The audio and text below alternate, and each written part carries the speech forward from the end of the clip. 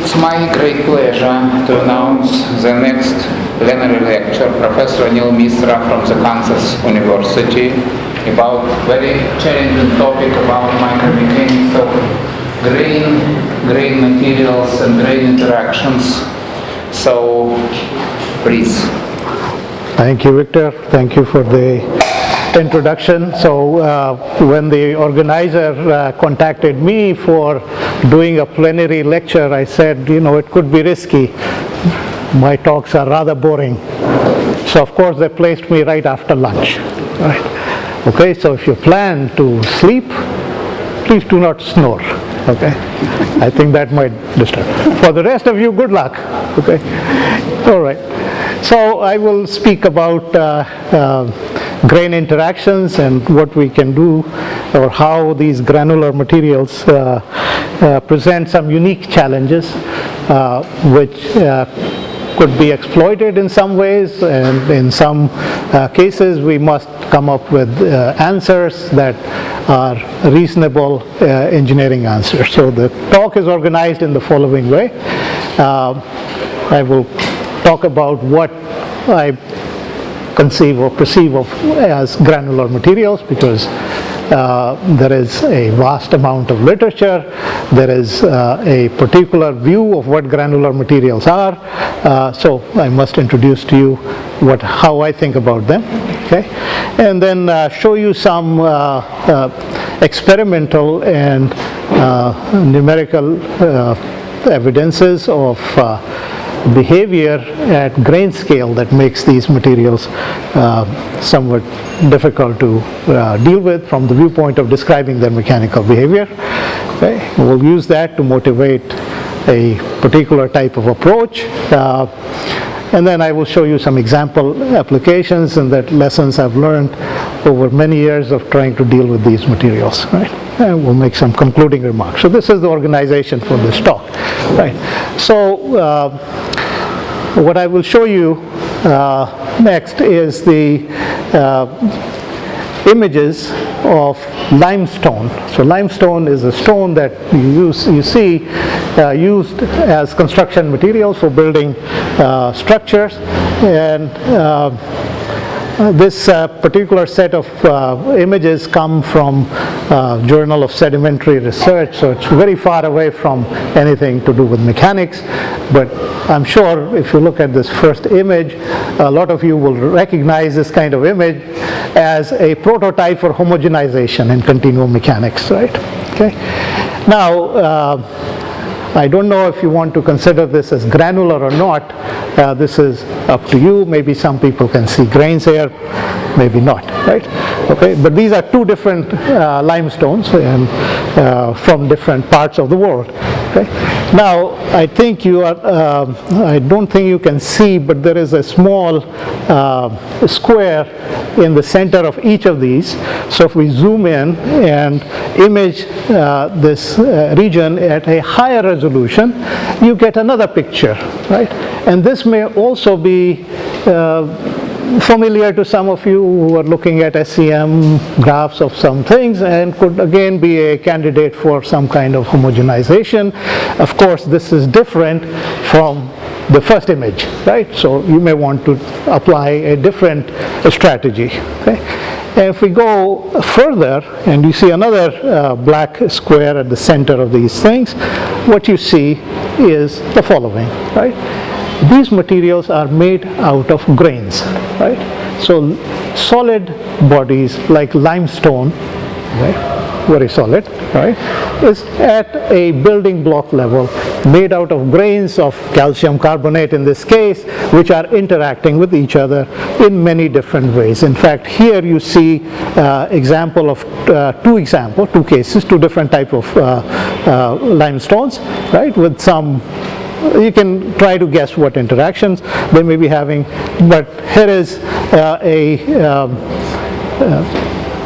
6 different, and in sedimentary research they classify them by textural subclasses. Texture means something that you will by feel, right? And these are, the first one would be a little bit rough, and so A is rough, F is considered smooth texture, but you see at that scale of 5 micrometer, these are made out of grains, and they are interacting with each other in a variety of different ways, okay? Right, so these are some examples of what is granular materials. Okay, of course, the prototypical granular material is the one that we talk about as confined packings of non-cohesive particles. So here we have peanuts which we use for packing. These are peanuts that you might use for eating, all right, and more peanuts in a very large bin, so in a confined space, right? So different types of confinement and non-cohesive grains. So this is one extreme of granular materials. Another extreme of granular materials is the example that you've already seen. These are for limestone, but I suspect there are many materials, particularly of biological origin, which at some scale appear in this form, take this habit, right?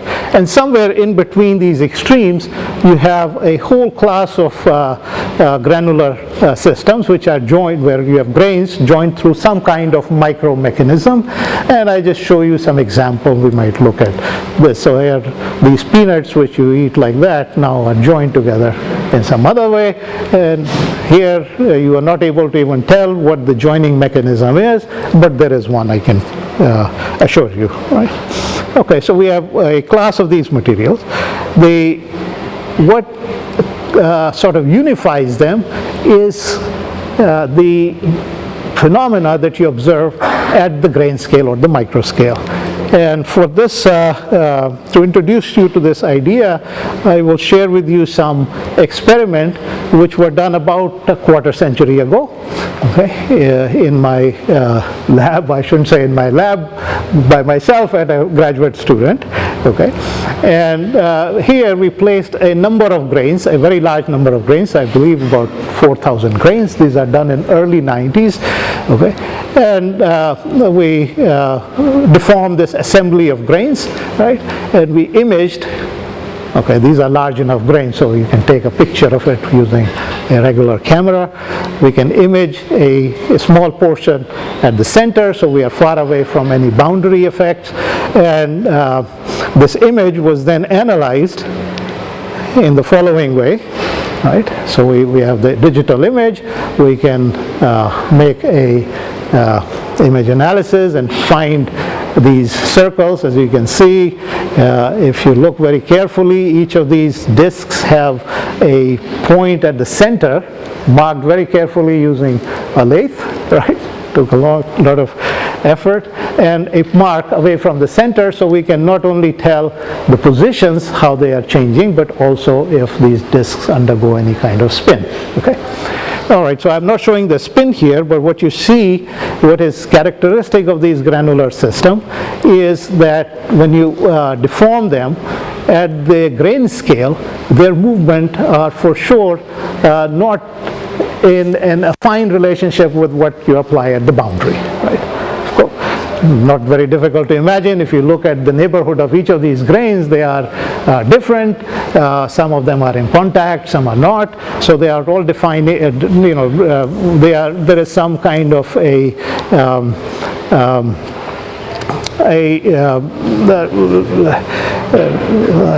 escaping the word here, a movement that is determined not only by the characteristic of the grain itself, but a collective characteristic of the grains and its neighborhood, right? Okay. And if you were to subtract or remove the linear part, the affine part of the displacement field, you are left with this kind of a structure of the residual displacements, right? Okay, so these are the fluctuations from the mean behavior, right? Now you see this for this particular type of grain packing, but such it is not very difficult to imagine that you will have similar behavior in a variety of systems which are granular in nature. So at the grain scale, this is the animal that you have to deal with. Now we can do a similar experiment numerically, right? And here what you have, what you see is a set of grains which are randomly placed with different sizes. So the structure or morphology is random. Okay. However, the grains have same properties, so the mechanics of grain pair behavior is the same, and we apply the same boundary conditions as in the case of the experiments, and you again find that there is some residual displacements, right? Okay. Now, what is maybe a little more astonishing, or maybe something that you would not expect is, or maybe you expect, is that if you have a homogeneous structure, so if you place the grains in some kind of a regular morphology and make these grains of different materials, right, so that the grain pair behavior is no longer now homogeneous, you also observe a similar behavior, right? Okay. Now this is as far as the grain scale displacement behavior is concerned of these materials, right? Okay. If we also view how the energy is distributed, and this is a work done in collaboration with Emilio Turco and Francesco, where the discrete simulation is now enhanced by grain interactions which are not only point contact but are mediated through other means. So, and the grains can move over large distances, right? In this case also, what you observe that even for a morphology that is rather regular, right, you have concentrations or bands of deformation energy which can be disrupted very easily by placing a defect in the system, right? Okay. I think the message is that we have a rather complicated material system, and the question is what would be the best theory or mathematical model that's appropriate for describing behavior of such materials at spatial scales where you have a large number of grains, right? Okay, this is what's happening at the grain scale. Now you have billions of grains, right? Now doing discrete simulations is not a very profitable way to move forward, right? Okay, so this is the question, and being a little bit simple-minded, we try to move this forward through some approach. So this is the approach how we want to conceive. So we want to develop continuum models then, which will tell us the behavior at macro scale, which contains many grains, but is able to do this, right? Okay, so as we homogenize or we describe the behavior of a material point, we would want or we would like to maintain some information from the granular nature of the system rather than making a peanut butter out of this peanut. Okay, all right. So this is the approach we want to take, right? Okay. Now, all right. So the challenge is the following.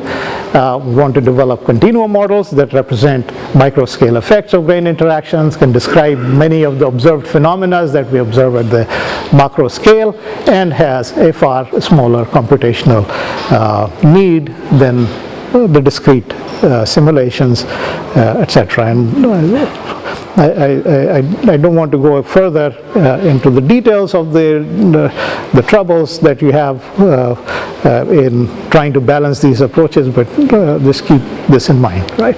Okay, so maybe I have posed a challenge that is impossible, right? Okay. Or on the other hand, as the New Yorker wants to say, that maybe we have not been flapping them hard enough. I don't know if people are sleeping now. Okay. They seem to be rather quiet. Okay. I don't know, Mr. Gross from New Yorker may not be very pleased that his cartoon was displayed and nobody even twittered. Right? Okay. All right. Anyway, this is the task at hand. Okay. All right. So how do we proceed? Okay. we have many choices. Right? We can select many different scales or building blocks for constructing a continuum model. And I here show you a set of possible choices and the type of difficulty or complexity that one must confront with these different choices. So at the most complex state is a collection of grains. So one can describe the material point as a collection of, say, 1 million grains, right? Provide all the information about the locations of those grains, their sizes, shapes, how they interacted, so on and so forth, and use that as the material point then to upscale and find averaged quantities like we do in computational micromechanics in continuum media, right? Okay. The other option, maybe somewhat simpler, is the question of grain cells, and I believe in the session tomorrow on granular mechanics we may hear something along those lines, right? Another option, maybe a little bit less complex, maybe one of cluster of grains where the granular system is now broken into a choice of several grain clusters, and you do perform some sort of averaging with those, right? Akin to how crystal plasticity and homogenization and crystal plasticity is done, except here these are not crystalline, they are always somewhat irregular structure. Okay? And finally, maybe the simplest one is that of a grain pair, where you look at the grain pair interactions and try to develop a continuum model. Right? Okay. I just want to note that these materials, no matter what form they have, we have seen the extent of the forms, they are always characterized by complex structures of grains mediated by interfaces of even greater complexities, varying compositions which are difficult to determine. So in my mind, discrete methods are rather difficult, okay? And being simplistic again, I want to use grain pair as my starting building point, right? So in the next several slides, I will show you how, from starting from a grain pair, we can develop a continuum model which one can describe as non-classical enhanced continuum model that will capture then the grain scale mechanism, right? And it follows that the principle or the way we proceed follows what may be described as Piola's ansatz. That is, you identify the grain motions in terms of some continuum or macro scale deformation measures. So I will show you how we do that. Then you express the deformation energy density, both in terms of the grain scale measures and the continuum measures, and you use just those two ideas then to derive a theory which includes the constitutive relations, the variational principles, etc. Right? Okay. A lot of the things that I am talking about are in published literature, so you can look that up. I mean, these plenary lectures are by nature rather large, and I know I'm after lunch, so I will not try to bore you with a lot of details, but give you a bigger picture. Okay, so how we perform this kinematic micro-macro identification. So to begin with, for a collection of grains, right, not two grains, but a collection of grains, the appropriate displacement measure should include not only the translation of the grains, but also a displacement that may be induced by the rotation of the grains. Right? In other words, if I live in a world where nobody can rotate, okay, in that case, the displacement is same as the translation, right? Okay. Or conversely, if nobody can displace or translate rather, if I have a world where nobody can translate, we will have some displacement of the grains induced by the rotation, because these grains are not really circular, they can be of many habits, right? And the same applies to the rotation of the grains. So they have a part which is due to the spin of the grains and a part due to the displacement of the grains, right? So for a continuum description of a collection of grain, then we need these two as the basic microscale kinematic measures. All right. Now we use the tool or the idea, the concept of micromorphic mechanics to elaborate further this identification.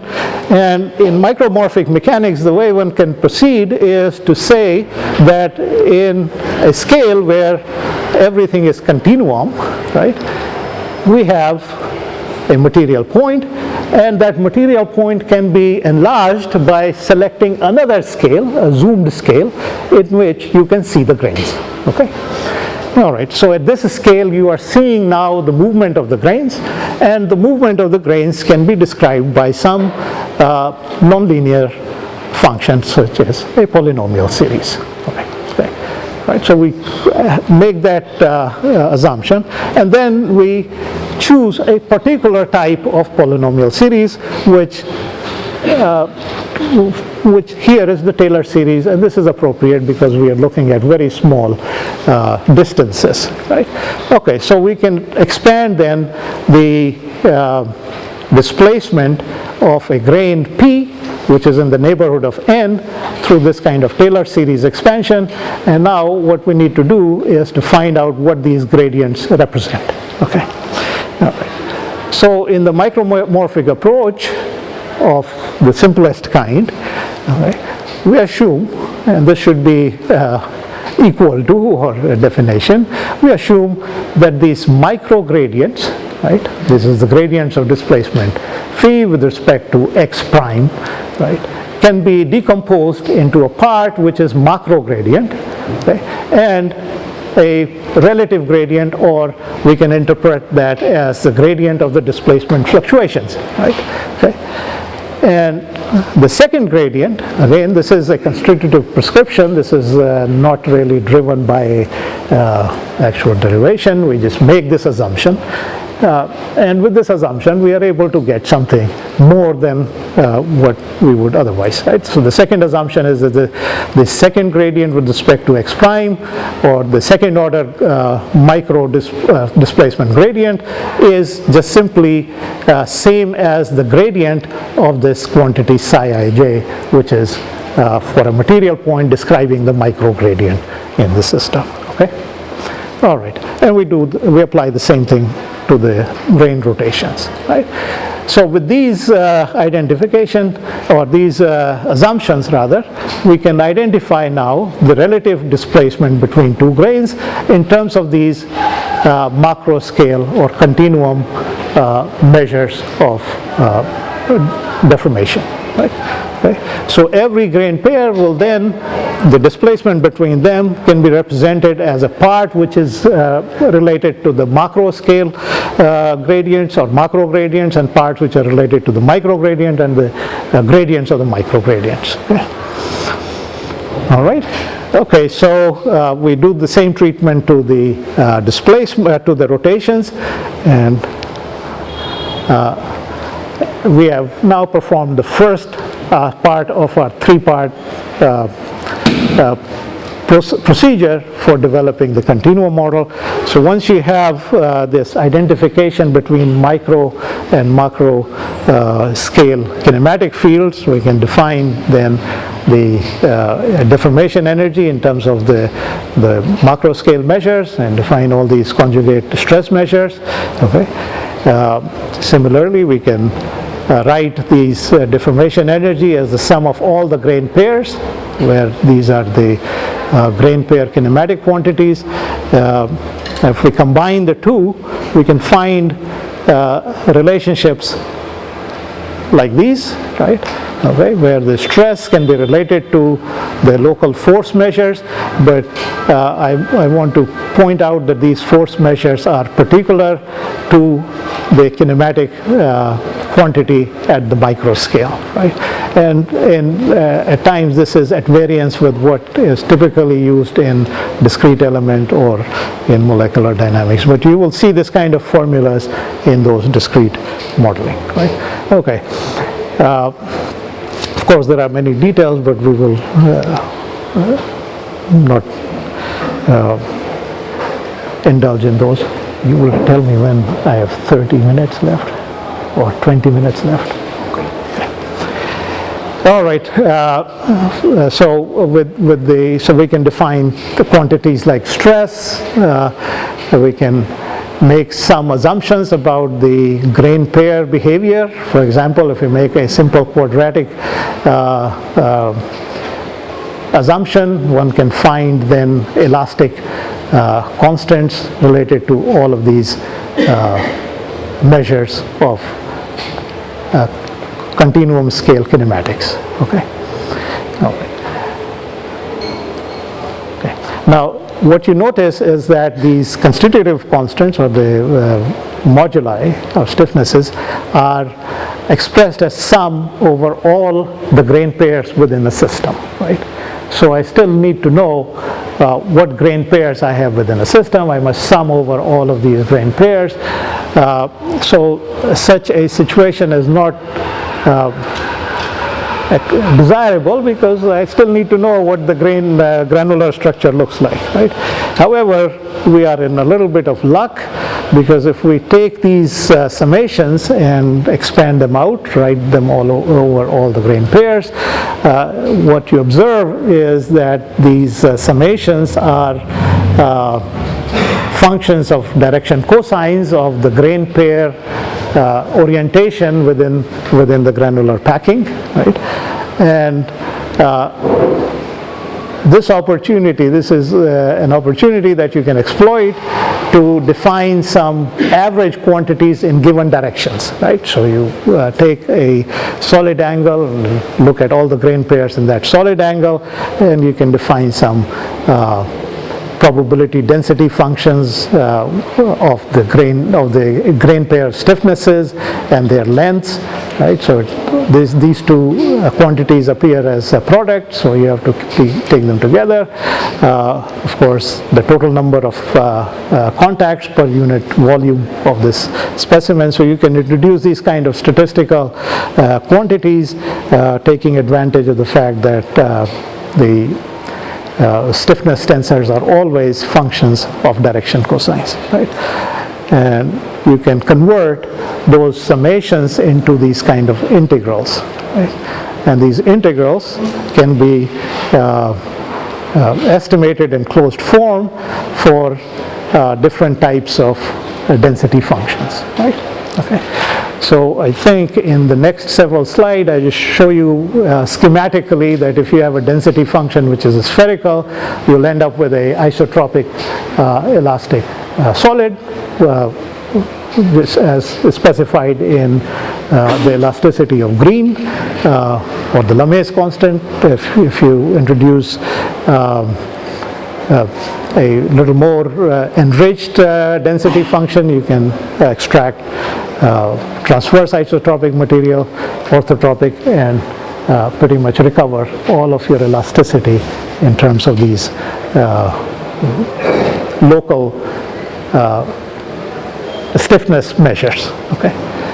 All right. So a few more equations. Right. Okay. With what we have, we can rather in a standard way define the action functional, and using Hamilton's principle one can find the balance equations, right? So I will not spend too much time with it. This is fairly standard application, because everything is in elasticity here. Okay.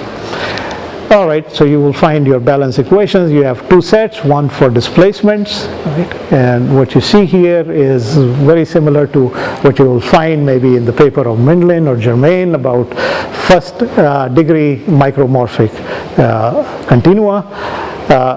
In addition to the displacement, we have a similar structure for rotation terms, so which will give you how the grain rotations will happen in this continua. All right. So now I think it is time to sort of see what one can do or how one can exploit this kind of a model, right? Okay. So I have some results, some example applications, some things that we can learn. So the first one I want to talk about is a 2D chiral granular metamaterial. Okay. All right. So if we look at the structure of 2D constitutive relationships, so what you have is the Cauchy stress in Voigt notation takes this form, right? So the stiffness constants are related to the grain scale constants in this fashion, right? So we have two grain scale constants here. You have the stiffness in the normal direction, the stiffness in the tangential direction, and you end up with a classical equation of constitutive law, right? Okay. Now, if we consider the constitutive equation related to relative stress, right? Now, this is asymmetric, so one can break that up or decompose into a symmetric part and an antisymmetric part. Right? So, in Coursera mechanics, for example, we have the antisymmetric part of the relative stress related to the antisymmetric part of this relative strain. So this is the couple stress or and the Coursera rotation. Okay. In the derivation that we have performed, we also find that it is possible to have a coupling between the symmetric part and the Coursera rotation. Okay. And if we consider that coupling, right, so in the very bottom I have the stiffness constant written in terms of the grain scale constants. So the coupling term is related to the coupling between the normal and the shear direction. Right? Okay. So we observed this as an outcome of this derivation, okay, and we challenged ourselves to conceiving of a granular system in which at the grain scale we have coupling between the normal and the shear direction, right? Okay.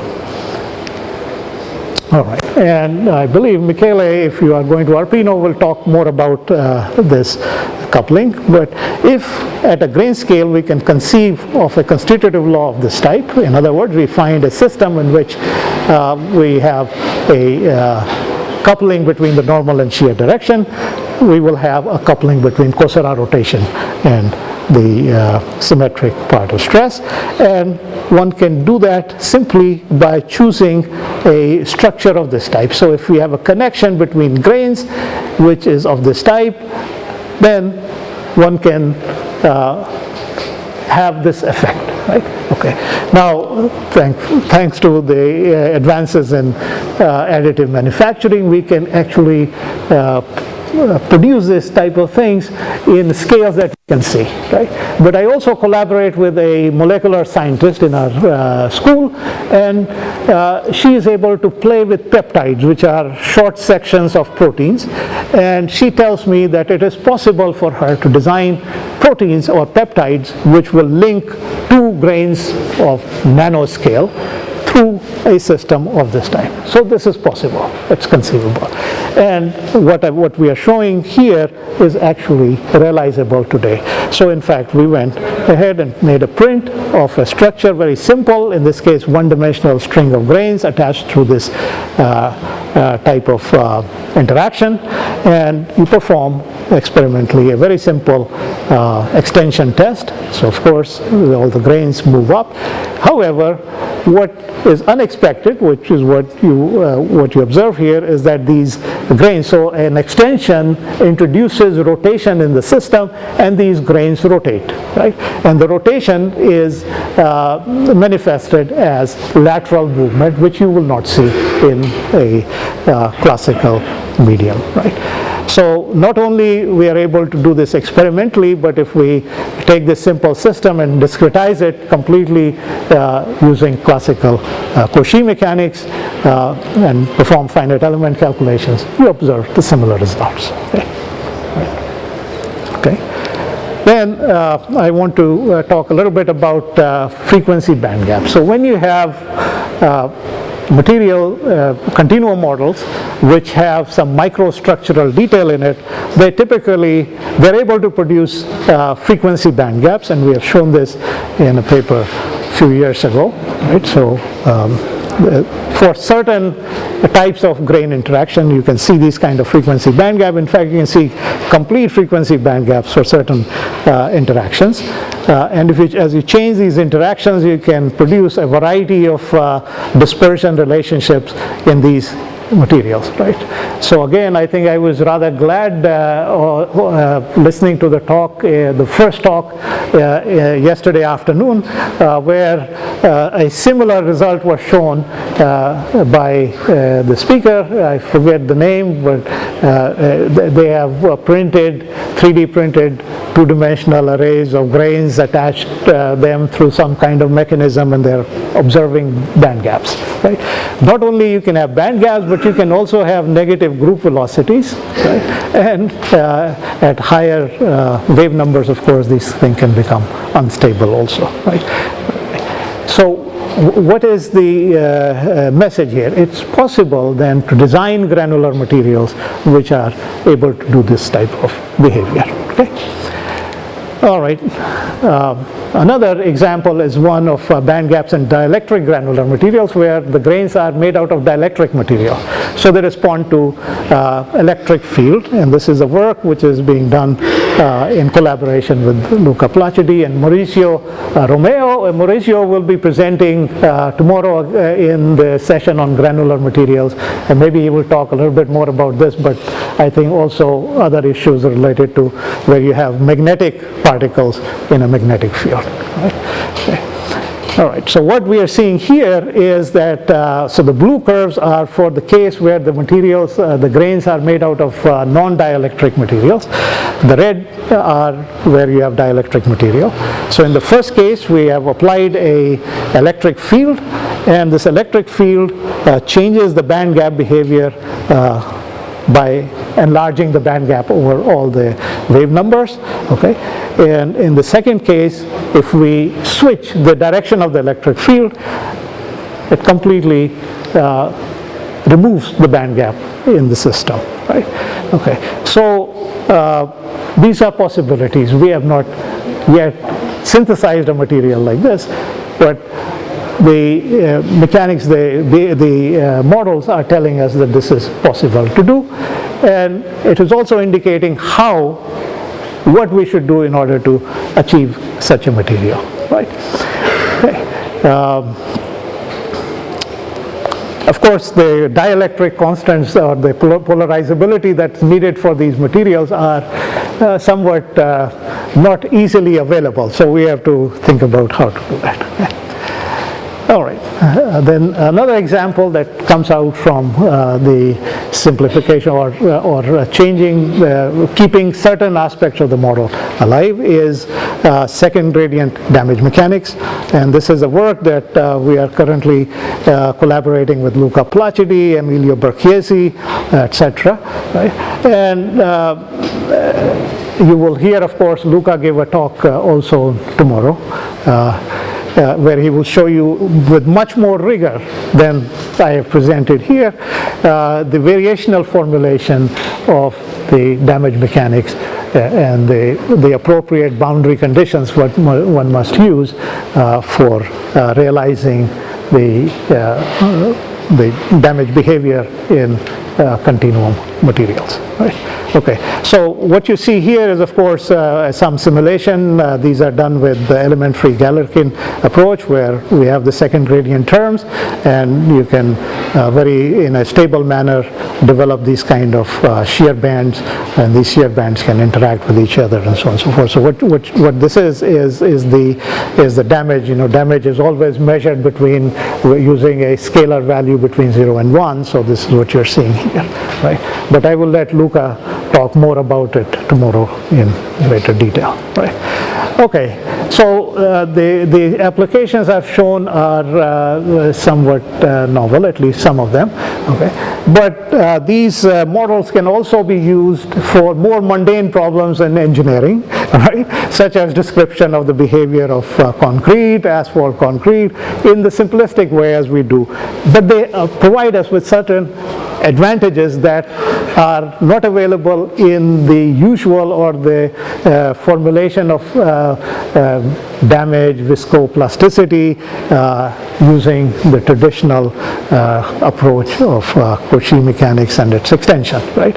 So at this point I want to just read this sentiment or quote from Hamilton, the physicist, and he of course said that we must gather and group appearances until scientific imagination discerns their hidden laws and unity arise from variety, and then from unity we must reduce variety and force discovered laws. So this is the kind of sentiment that's driving us to do this kind of work. Okay, all right, so we enlarge the grain interaction from elasticity to include also damage, dissipation, which is viscous, plastic, so non-rate dependent dissipation. One can imagine similar things for rotations. Of course, we have not done this yet. It may give us some interesting behavior. Okay. All right, so we can find through, okay, so in this case we have applied these principles within the framework of thermomechanics. With Luca we are working on trying to do the same work in the framework of variational methods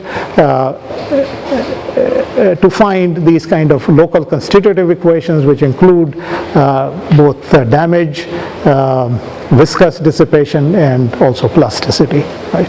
Okay. And all I want to do is to show you what is the advantage we get from for following an approach which arises from a granular micromechanics idea. Okay.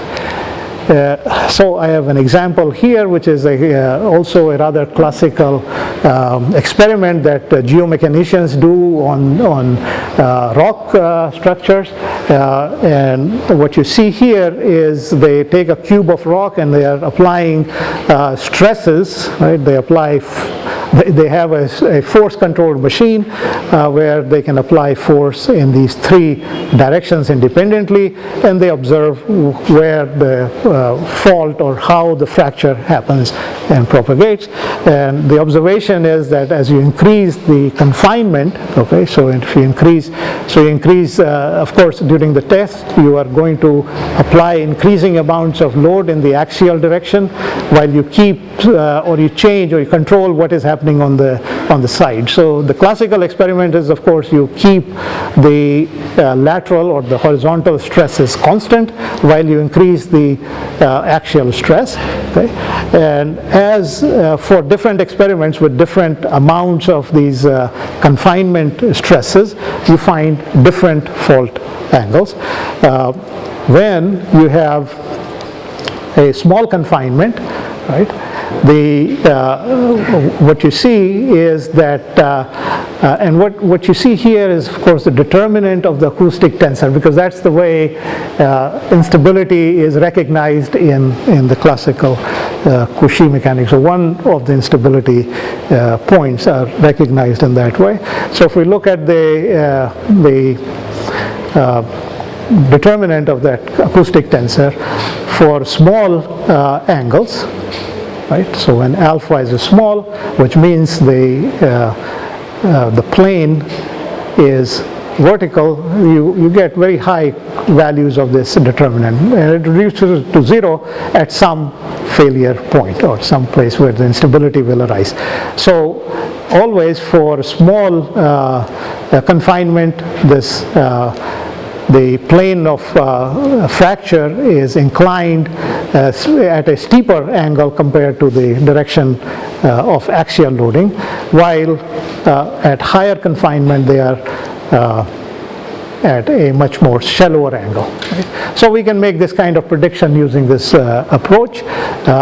Also, if you look at the eigenvalues of this acoustic tensor, you can try to predict what is the mechanism of failure, and this is very commonly discussed in geomechanics, that as you increase the confinement, the failure mechanism goes from that of a shear band to a combination of compression and shear band. Okay, and this is what you're seeing. So at low confinement, this is A and B. The shear term of the eigenvalues of this acoustic tensor arrive at 0 first, while at higher confinement, it is the longitudinal. So the longitudinal wave propagation will be affected when you have large confinement. Right?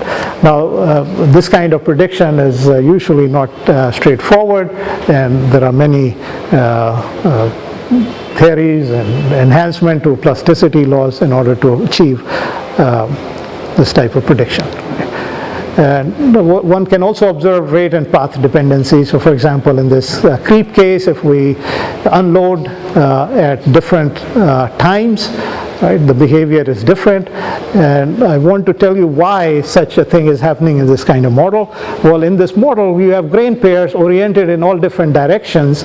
So the path dependency comes from the fact that different directions store and dissipate energy in a different manner as the loading progresses, right? So you see that depicted over here. This is in a polar plot. This is with time. So at the beginning of the time, all the different directions have elastic energy stored almost the same amount in all directions. And the viscous energy is also, the dissipated rate-dependent energy is also spherical.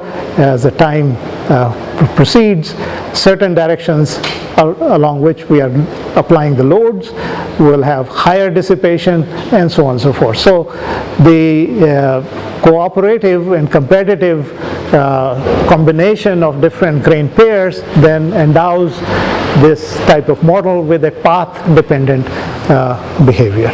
Okay. All right, so you have a lot of time. I have a lot of time. This is great. Okay, so I have two messages I want to conclude with. One is that one can find enhanced continuum models through some rigorous considerations that can capture in much greater details the micro and even multi-scale mechanisms, okay, and all types of physics. So we saw the coupling between electric field and the dielectricity of grains, right, in an efficient manner, right? We are dealing with rather complicated materials, but here is a way to proceed where systematically one can arrive at a theory which gives us more information than what we would have otherwise, right? Okay. In fact, in this sense, I believe that granular materials could be considered as prototypical of materials in general, right? I believe that most materials have some granular structure at some scale. Right? Okay. So this type of approach, I think, should be considered seriously. And of course, I'm sure there are more clever people than I am who can do a much better job of enunciating what we are doing here. Right? So this is one message I want to convey. The other message is that we can use these described models to predict, of course, macro scale behavior that either are not predicted or modeled with great difficulty. And I think the example of this fault angle, the example of path dependency is what I had in mind. And usually you're using some ad hoc fixes dependent upon what observations you make and so on and so forth, right? So these are usually done with great difficulty, but the models of this type where you have many orientations of grain pair which are evolving according to some law give you an enhanced behavior, right? And more importantly for me is they could serve as a guide to harness the unique behavior of these granular materials, perhaps to design what we are calling as metamaterials, etc. Okay. All right, so I've only highlighted a bunch of examples. There's much more. I try to keep in time. I have a few more things to say yet. Victor, how much time I have left? Okay. 25 minutes. Okay, all right. So since I'm in Rome, I must share with you the fact that I'm always inspired by John Keats. For those who don't know John Keats, he was a romantic poet of Romanticism, alive in later part of 1700s, early 1800s. He passed away in Rome. He's buried in Rome, and at the age of 32 or 30 something, I don't remember the exact. So from this poem, Ode on a Grecian Urn, there is this line which I found rather inspiring before coming to this talk. And it says that heard melodies are sweet, but those unheard are even sweeter. Okay, so there are more things to discover and to know. And when I was reading this thing, I have this randomness. I sometimes pick up some book and I read. I saw, fortunately, by accident, I saw this, and when so I picked this up, something to share with all of you. But then it reminded me of another inspirational story, which is the conversation between Father Uddalaka and his son Shwetaketu, discussed in many millennium ago in the book we call Chandogya Upanishad. Okay, right? And Shwetaketu is now 20-some-year-old. He returns from his education, which at that time was learning all the Vedas. So in India, of that time, Vedas was the highest form of education that you could have. Right? So he comes back home very proud, very conceited. And his father, being very clever, asks him the following question. Son, I know you have learned a lot, and I'm very proud of you. But did you ask your teachers for the learning by which what is unheard becomes heard, what is unthought becomes thought, and what is unknown becomes known? So, and then of course the conversation goes on, and the father is explaining. So these are a couple of inspirational things that I wanted to share with you, things that drive us, maybe not always in the best way, but as best as we can do. Okay, so I acknowledge, of course, the contribution of a number of friends, colleagues, collaborators from Kansas, some of who, or at least I have 3 of them here, right? Yes. And of course, the M&MoCS group for Francesco, Luca, they have educated me a lot. I'm always looking to be educated. So, and of course, the funding from United States National Science Foundation. I'm happy to answer any questions. Thank you so much for your attention.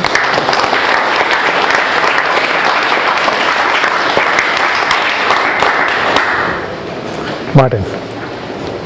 Since you mentioned the RBE concept, what can you say about the upscaling from the level of the discrete disordered microstructure to a continuum? Okay, so the RBE in this case is of your choice, right? This is what? Is of your choice. You choose the RBE, right? What do you mean by that? What we mean by that is if you have a morphology that is, say, regular, okay, you can choose 1 grain as your RBE. And this is what 1 grain as your RBE. And this is what Mindlin has done in his paper about microstructure elasticity. It's only good for a periodic microstructure. It is only good for a periodic microstructure. If you have a non-periodic microstructure and if you have complete chaos, you can have an RBE which is undefinable, right? Okay. No, but you're using the theory in a defined way, continuum theory, Yes. which hinges on the RBE concept. So like this. No, it does not hinges on the RBE concept. No, we did not say that. We said we have a collection, a volume element, all right? And this volume element may be representative, and the only way you can find if it is representative is through experiments, okay? Well, if you only do it by experiment, there is no connection with theory. There is a method of connecting theory and experiments. So I'm asking in what way are you connecting? Right, so What do you mean by representative? This one is very strong. you get the same behavior, right? Energetically, right? The energies that a deformed volume element has, right, is the same as that given by the continuum theory. Okay. So if you do an experiment, in the experiment you are measuring the energy that you input into the sample, the specimen, right? And from there you back calculate what may be the constants or the parameters related to the theory. This is what you're doing in reality, and this is what we are saying here. So the concept is not of RVE in the sense of classical homogenization, where you have to apply the Hill-Mandel conditions, where we have certain boundary conditions in terms of the kinematic quantities, in terms of the conjugate forces. Here the boundary conditions become a little more involved. Okay. And you must apply the SOIM boundary conditions. Okay, I was going to say one thing. Yes. Are you the size of 10 grains or 100, 1,000, 1 million? It depends on your system. It depends on your system. It depends on the okay. The rule is not so straightforward to express. I am sorry. Okay. Let me, as a chair of this, interrupt you because it's not questions, it's already discussion. Maybe Erkan. Yes. Basically, in your presentation, you mainly talked about kind of upscaling. So Yes. basically, kind of homogenize the system and then basically go up to the upper scale. How about the downscale? So do you think Of course. do you think that type of approach in the sense that you should apply Yes. some kind of multi-scale analysis? Right. So in this kind of upscaling, you lose a lot of information, right? You lose completely the information where the grain locations are, right? In fact, the premise of such a procedure is that in reality you do not know the locations of the grains, you do not know the composition of the grains, you do not know the interaction of the grains with the other grains. Right? These are difficult. If you know the system completely, you can just simply do a discrete simulation. Right? Okay. Or in that case, you can search for an RVE or some other way. We are working with systems which we do not know completely. Right? Okay. There is a flip side. This type of approach is able to tell us how to design certain systems also. Okay. Questions? I have a question. Sure.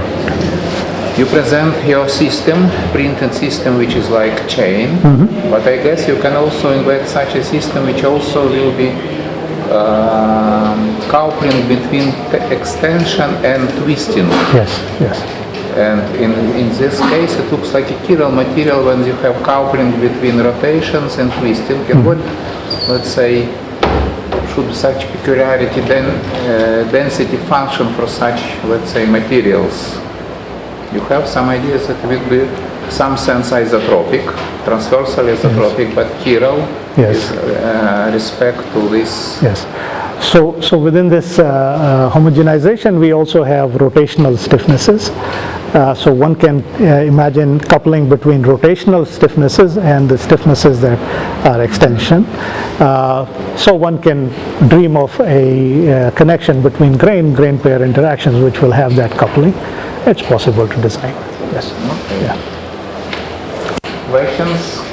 Maybe another question about that chain that you Yes. showed. You Yes. have a rotation of the particles, which determines the sense of rotation, because Yes. you expect everything to be symmetrical. Yes. Okay, so I'm not quite sure of your question, but we can maybe look at the picture and you can give me some idea about what you are trying to drive at. Yeah, why is rotation in the way that it is? Why is it not in the opposite? Why it is not in the opposite? Because of this particular choice of the grain interaction, right? I can choose the grain interaction in a slightly different way, okay? And then the grains will rotate the other way, right? In this case, if we compress rather than extend, then the grains will rotate the other way. But you see, half of the grains are rotating in a clockwise manner, the other half is rotating in a counterclockwise If you motion. add one link, would it be in a different direction? If we add another link, which removes the interaction or the coupling between the normal and the shear direction, of course you lose all this effect. Okay. Extra part.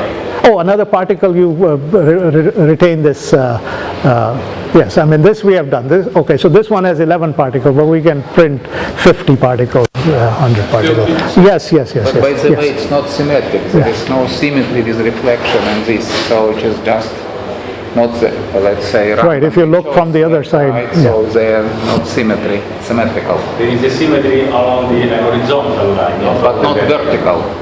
Vertical case, there is no symmetry.